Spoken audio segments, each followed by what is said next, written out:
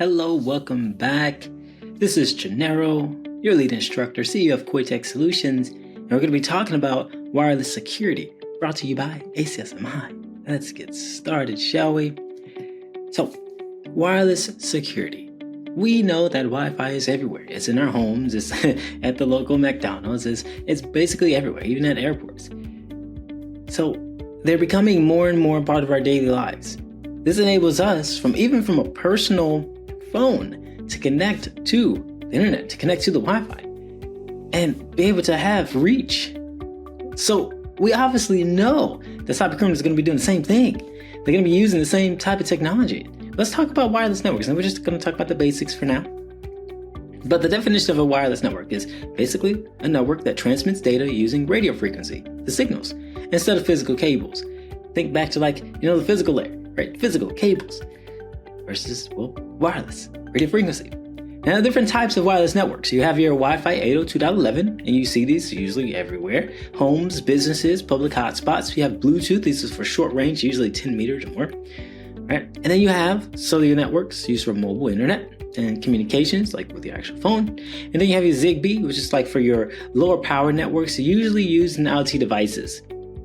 The key components are going to be access points. You need to have an access point where someone can connect to, and then that connects to the internet. All right, you need to have a client, like a device, smartphone, IoT device. And then WLAN controllers. These are a way to manage multiple access points, right, within an enterprise, which is really good because you want to understand the foundation to wireless, because there are threats that happen. Just like with every other thing that we've been talking about, there's always going to be some threat out there lurking, waiting. You can have eavesdropping. This is where an attacker can intercept unencrypted wireless signals. You can use tools such as Wireshark for packet capture. I talked about it earlier, where it's not necessarily illegal to have packet capturing on because you're passively sniffing traffic, but at the same time it is illegal when you try to act upon that. Rogue access points is another threat to this, where you can legitimately have an access point. You can mimic that access point, and people will think that they're connecting to McDonald's one when they're not. When they're connected to the guest network when they're really not, because it's a rogue access point. You have denial of service attacks too, where you're going to target that network bandwidth by flooding it with all types of traffic. And then man-in-the-middle attacks. This is a way to intercept connections between two parties on that network. These are just some common threats that we've seen in regards to wireless connectivity and just being on the same network as well too. So some of the security protocols, please, if you ever see WEP, don't use it. It's outdated, it's insecure. Weak encryption keys, it's like the initialization vector at some point in time is going to be resubmitted in a sense. That's not okay. You don't want that. WPA, still not as strong. WPA2, still, when we have something now, WPA3 is strong, right? But WPA is going to employ TKIP, and then WPA2 is going to use AES because it's considered more secure. So as you can see, as we go up in our security protocols, you get more and more secure. And then WPA3 is going to use the current standard, strong encryption. Okay?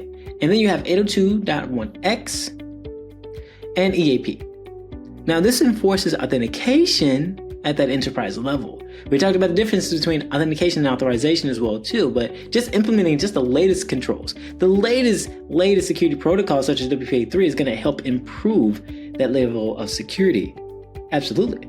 So what about some best practices for wireless networking? Well, strong encryption for one. You want to always use WPA3 or WPA2 with that AES encryption added on there. Not filtering too, because this is going to restrict the device based upon their MAC address.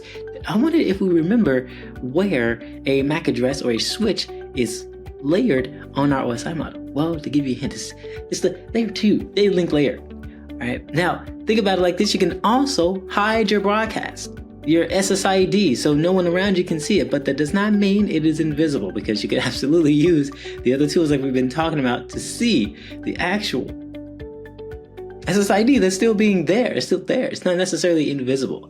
You can use tools such as aircrack-ng. You can use all these other tools that's still like Reaver. You're still going to absolutely be able to see it. Then you can, have your secure passwords. You want to use long, complex passwords for your Wi-Fi. You absolutely want to. Then be able to manage the traffic as well. Because think about it. If it's coming in and out of your wireless network, we want to be able to manage that. having that firewall implemented inside of that access point is ideal. Disabling WPS, Wi-Fi protected setup. This is just a button that you press and it gives a 6-digit code. It's not secure. So all this in an effort to prevent unauthorized access or attackers exploiting the vulnerabilities of Wi-Fi. And then you want to use advanced threat detection and mitigation. So there is such thing as called heat mapping for rogue access points, where you can use tools such as NetSpot, right, to visualize like what's around you, and you can identify unauthorized devices based upon that. You can also use wireless intrusion detection systems. So this is an alert basically that's going to let us know, well, what type of wireless signals or activities that are being done, like jamming or flooding. You're able to identify that and say, okay, we don't want that here in our realm and within our network. We got to check that out of them. You can have IoT specific measures too, because again, we have our IoT devices. They use that lower power in order to gain that wireless access. And you want to segment out your IoT devices into like actual VLANs. We talked about what a VLAN is before as well. And you're able to monitor their behavior that way too. And then advanced encryption techniques, such as deploying quantum resistant encryption, because of course we know that's coming. So if it's not already here, it's on the way.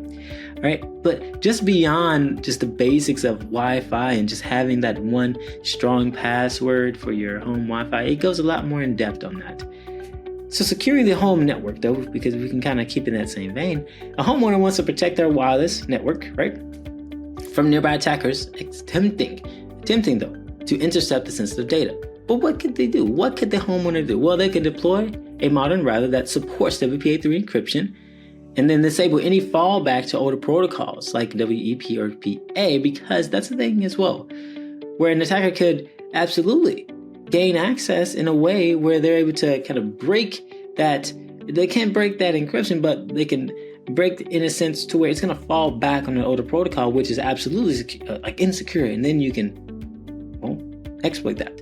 Now, you can also use a strong, unique password, right? You want to have a combination of uppercase, lowercase numbers, and symbols within your pass, or even a passphrase too. There's a phrase, hyphen, you can use that as well.